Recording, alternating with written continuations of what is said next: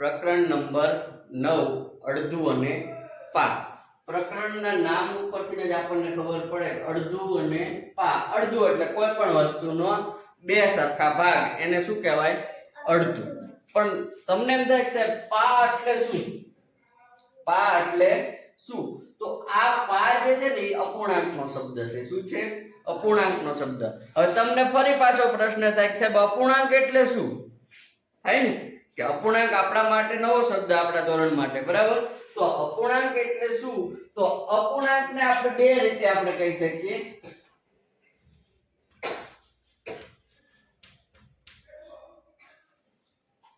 જે અપૂર્ણ, કયો શબ્દ છે?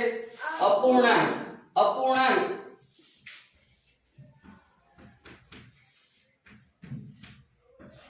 તો બે શબ્દ છે. અપૂર્ણ. અપૂર્ણ એટલે કેવું? તો કે જે પૂરેપૂરું નથી તે. અપૂર્ણ એટલે કેવું? પૂરું નથી તે. અને અપૂર્ણાંક એટલે જે પૂરેપૂરો અંક છે એ. બરાબર? આવા બે શબ્દનો આપણે પૂર્ણાંક, અપૂર્ણાંક મતલબ નહીં, અહીંયા આપણે પૂર્ણાંક શબ્દ વાપરીએ. કયો શબ્દ વાપરશું? પૂર્ણાંક. અહીંયા અપૂર્ણાંક.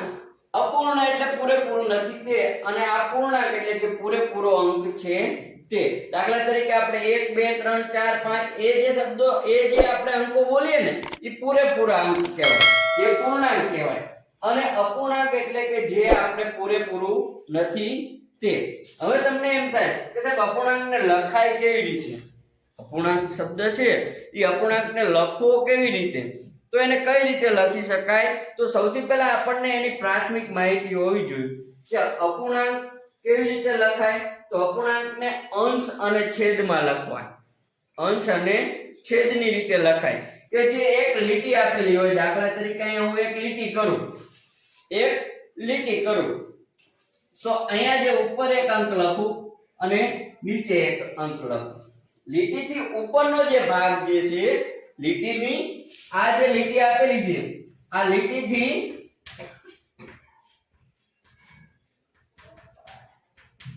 ઉપરનો જે ભાગ છે ને એને આપણે શું કહીશું? અંશ કહેવાય. શું કહેવાય? અંશ. લીટી કઈ? તો કે આ રહી. આ લીટીથી જે ઉપરનો ભાગ છે એને આપણે શું કહીશું? અંશ. અને આ લીટીથી નીચેનો ભાગ જે છે, નીચેનો ભાગ, એને શું કહીશું આપણે? છેદ કહેવાય. શું કહેવાય? છેદ. તો અપૂર્ણાંકને લખાય કેવી રીતે? તો કે અંશ અને છેદમાં. કેવી રીતે લખી શકાય? અંશ અને છેદમાં આપણે અપૂર્ણાંકને લખવા પડે છે. બરાબર? તો લીટીથી ઉપરના ભાગને અંશ કહેવાય અને લીટીથી નીચેના ભાગને શું કહીશું આપણે? છેદ કહીશું. તો હવે તમને એમ થાય કે સાહેબ અપૂર્ણાંકને, આ જે આકૃતિને અપૂર્ણાંકમાં કેવી રીતે લખવી, તો એ આપણે આગળ સમજશું. પણ ત્યાર પછી છે અપૂર્ણાંક મુજબ આકૃતિને કેવી રીતે દોરવી, એ પણ આપણે નેક્સ્ટ વિડિયોની અંદર આપણે જોઈશું. પણ અહીંયા સૌથી પહેલા આપણે અપૂર્ણાંક કોને કહેવાય, અપૂર્ણાંકને લખાય કેવી રીતે, અપૂર્ણાંકને કેવી રીતે વંચાય, એના વિશે આપણે પ્રાથમિક માહિતી આ વિડિયોની અંદર આપણે જોયું. તો હવે આપણે સૌપ્રથમ આપણે જોઈશું તો કે આ અપૂર્ણાંકને વંચાય કેવી રીતે છે. તો સૌથી પહેલા આપણે તમને કહું કે કોઈ પણ વસ્તુના આપણે જો અડધું અને પા શબ્દ છે, તો અડધું અને પા, અડધો કોને કહેવાય? અડધો કોને કહેવાય? કે કોઈ પણ વસ્તુના બે સરખા ભાગ કરવી. અડધું કોને કહેવાય? તો કે કોઈ પણ વસ્તુના આપણે કેટલા સરખા ભાગ કરીએ? બે સરખા ભાગ કરીએ તો એ ભાગને આપણે, એ દરેક ભાગ છે ને એ આખી વસ્તુનો કેવો ભાગ થયો કહેવાય? અડધો ભાગ. કેવો ભાગ કહેવાય? અડધો ભાગ. દાખલા તરીકે હું એક વસ્તુ આમ લખું, આ લંબચોરસ દોર્યો, કોઈ પણ એક વસ્તુનો, એના આપણે બે સરખા ભાગ કર્યા, તો આ ભાગ પણ કેવો કહેવાય?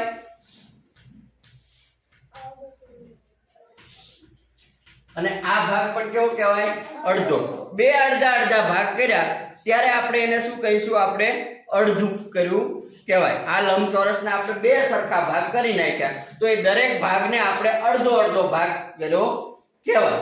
તો આ દરેકે દરેક અડધા ભાગ જે છે ને એ અડધા ભાગને દરેક અડધા ભાગને આપણે વાંચવો હોય તો સાહેબ એને લખવો હોય તો કેવી રીતે લખાય? અપૂર્ણાંકની ભાષામાં આપણે લખવાનું છે. તો આને લખો કેવી રીતે? 1/2. જો 1/2 વંચાય કેવી રીતે આને? 1/2. તો આ દરેકે દરેક અંક છે એને 1/2 અથવા તો એને શું કહેવાય? 2/4. 2/4. તો આ 2/4 કેવી રીતે વંચાય? તો દાખલા તરીકે આ જે અડધા અડધા ભાગ હતા ને એને મેં 4 ભાગ કરી નાખ્યા. કોઈ પણ એક વસ્તુના કેટલા સરખા ભાગ કર્યા? 4 ભાગ. આ 4 ભાગ કર્યા તો એમાંથી હું 2 ભાગને આમાં રંગ પૂરી દઉં તો કુલ 4 ભાગ હતા એમાંથી કેટલા ભાગ થયા? 2. તો આ એક 4 ભાગના કેવા થઈ ગયા? અડધા ભાગ થઈ ગયા. 4 ભાગના કેવા થઈ ગયા? અડધા થઈ ગયા. આ જેવી રીતે આપણે અહીંયા એક લંબચોરસના 2 સરખા ભાગ કર્યા હતા તો એને આપણે 1/2 કહેવાય. આ એક લંબચોરસના આપણે 4 સરખા ભાગ કર્યા એમાંના આપણે 2 ભાગ છે એને રંગ પૂરો તો એને આપણે શું વંચાય? 2/4. બરાબર. તો આ પ્રમાણે આપણે વાંચવા હોય તો કઈ રીતે વંચાય? આને વંચાય કેવી રીતે? 1/2. તો એને આપણે અપૂર્ણાંકની ભાષામાં કેવી રીતે વંચાય? તો 1/2.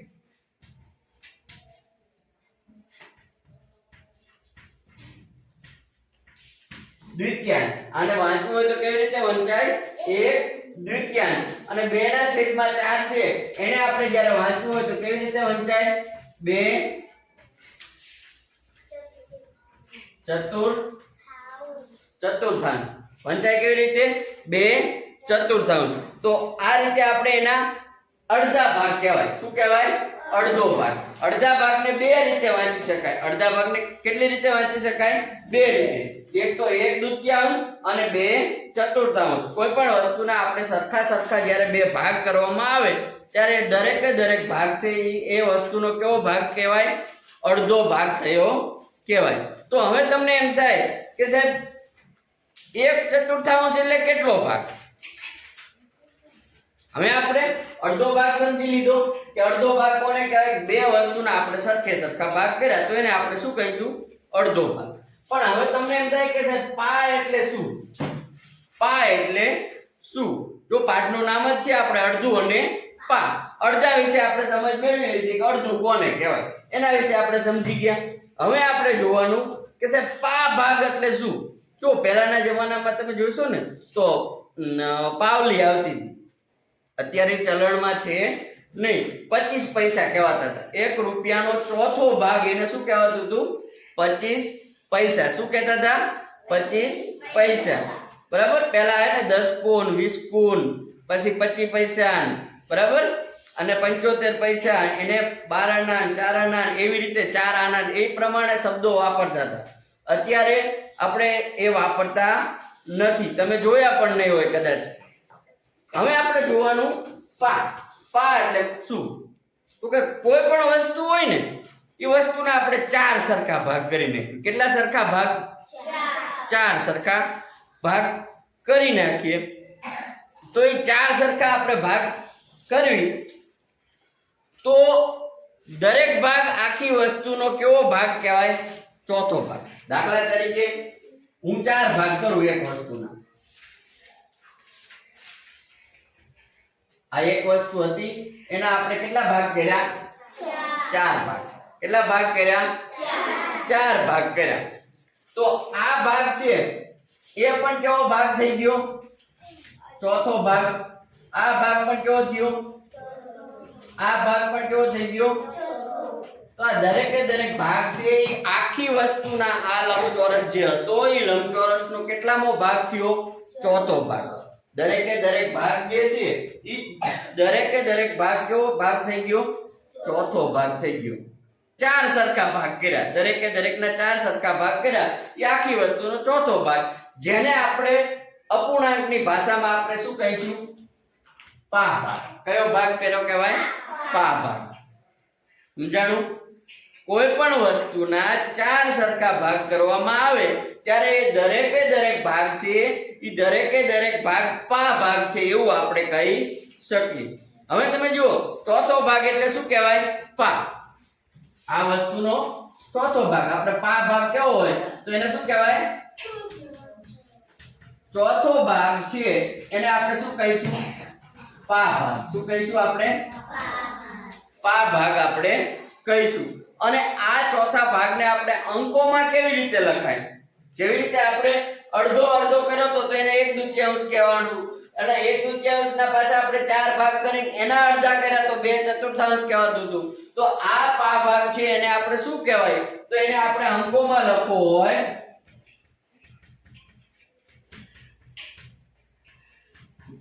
તો એને કેવી રીતે લખી શકાય?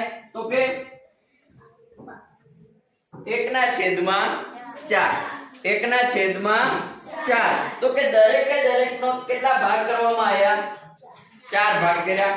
આ એક વસ્તુના કેટલા ભાગ કર્યા? 4. ઈ ચારે ચાર ભાગનો એક એક ભાગ જે છે ને ઈ દરેકે દરેક ભાગ છે એનો કેટલામો ભાગ કહેવાય? પા ભાગ. કેટલામો કહેવાય છે? પા ભાગ આપણે એને કહીશું. હવે આ પા ભાગને આપણે વાંચવો હોય તો કેવી રીતે વંચાય? જે આ 1/4 આપણે લખ્યા એને આપણે અપૂર્ણાંકની ભાષામાં વાંચવો હોય તો કેવી રીતે વંચાય? તો કે 1/4.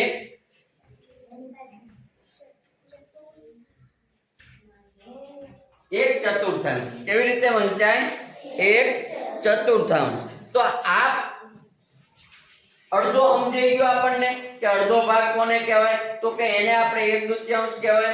ત્યાર પછી હવે આપણે ચોથો ભાગ કે જેને આપણે આપણા અપૂર્ણાંકના પ્રકરણની અંદર આપ્યું છે પા ભાગ કોને કહેવાય? તો પા ભાગ વિશે આપણને સમજ પડી ગઈ કે કોઈ પણ વસ્તુના 4 સરખા ભાગ, એક વસ્તુના 4 સરખા ભાગ કરવામાં આવે તો દરેકે દરેક ભાગ છે એ કેવો કહેવાય છે? પા ભાગ થયો કહેવાય છે. સમજાણું બધાને?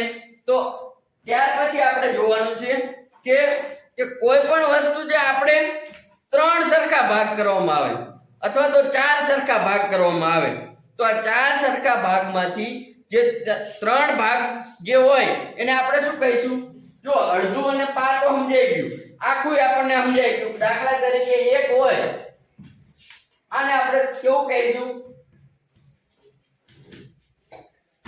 આખું. 1 રૂપિયો હોય એને આપણે કેવો કહીશું? આખો. બરાબર? ત્યાર પછી 1/2. કોઈ પણ વસ્તુના 2 સરખા ભાગ અડધા અડધા કર્યા એટલે એને આપણે શું કહીશું? 1/2 અડધું. અને ત્યાર પછી કોઈ પણ વસ્તુના 4 સરખા ભાગ કર્યા એમાંનો જે ચોથો ભાગ જે છે એ દરેકે દરેક 4 ભાગ છે ને એ દરેકે દરેક ભાગ છે એ કેવો ભાગ કહેવાશે? પા ભાગ. કેવો ભાગ કહેવાશે? પા ભાગ. હવે આપણે જોવાનું છે પોણું એટલે શું છે? જો 4 વસ્તુ આપણે સમજવાની, આખું, અડધું, પા અને પોણું. આ 4 વસ્તુ આપણે આ પ્રકરણમાં આપણે સમજવાની છે. અડધું આપણે સમજી લીધું કે 2 સરખા ભાગ કર્યા. પા આપણે સમજી લીધું 4 સરખા ભાગ કર્યા એટલે એ દરેકે દરેક ચારેય ભાગ જે છે એ દરેકે દરેક ભાગ છે એ પા ભાગ કહેવાય. એક આપણે સમજી લીધું કે આખે આખું પૂરેપૂરું હોય એને આપણે 1 કહેવાય. બરાબર? આખું કહેવાય. પણ હવે આપણે કહેવાય કે સાહેબ પોણું એટલે શું? પોણું એટલે શું? તો કે કોઈ પણ એક વસ્તુ છે, દાખલા તરીકે આ એક વસ્તુ ચોરસ, આપણે લંબચોરસ બનાવી. આ લંબચોરસના કેટલા સરખા ભાગ કર્યા આપણે? 4 સરખા ભાગ કર્યા. હવે આ 4 સરખા ભાગમાંથી હું 3 ભાગમાં રંગ પૂરી દઉં. એને આચ્છાદિત આપણે કરી દઈએ. ચલો 3 સરખા ભાગ, 4 સરખા ભાગ કર્યા હતા આપણે. એ 4 સરખા ભાગમાંથી આપણે 3 સરખા ભાગ છે એ 3 સરખા ભાગમાં આપણે શું કરી નાખ્યું? કલર પૂરી દીધો. તો આ ભાગ કેવો કહેવાય? પોણા ભાગમાં. આપણે કેટલા ભાગમાં રંગ પૂર્યો કહેવાય? કુલ ભાગ કેટલા કર્યા હતા આપણે? 4 ભાગ. એમાંથી રંગ કેટલા ભાગમાં પૂર્યો? 3 ભાગમાં. તો આ જે 3 ભાગ છે ને એને આપણે લખાય કેવી રીતે અંકોમાં? 3/4. વંચાય એને 3/4 અને લખાય 3/4. જે નીચે લીટી આપણને આપેલી છે એ લીટી છે એને આપણે શું બોલવાનું? 3/4 4 છેદ એટલે નીચેનો ભાગ, અંશ એટલે ઉપરનો ભાગ, જેને આપણે વંચાય આ રીતે અને લખાય કેવી રીતે તો કે 3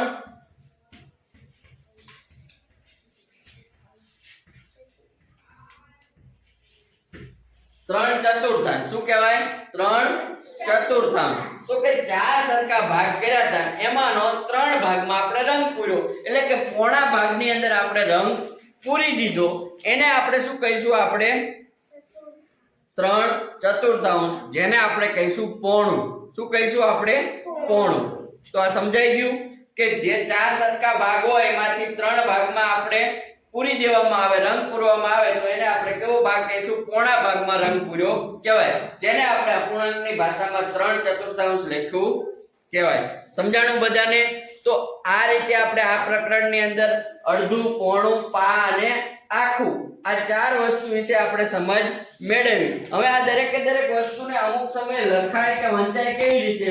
તો અહીંયા આપણે 1/2 છે, જેને અડધું કહેવાય, તો આને આપણે વંચાય કેવી રીતે? તો કે અંકોમાં કેવી રીતે લખાય? તો આવી રીતે. અને એને વાંચવું હોય તો 1/2. શું કહેવાય આને?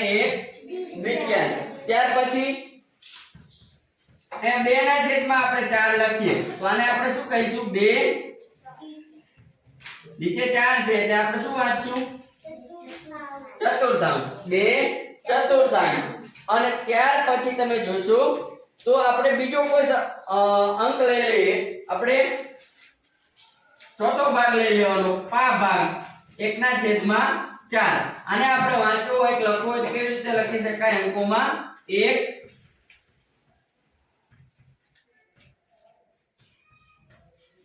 ચતુર્થાંશ. શું કહીશું આપણે આને? 1 ચતુર્થાંશ. ત્યાર પછી આપણે આ પોણા ભાગને આપણે લખવો છે, તો પોણા ભાગને દાખલા તરીકે આમ આપણે લખીએ, તો એને પોણા ભાગને આપણે લખવો હોય તો કેવી રીતે લખી શકાય? તો કે 3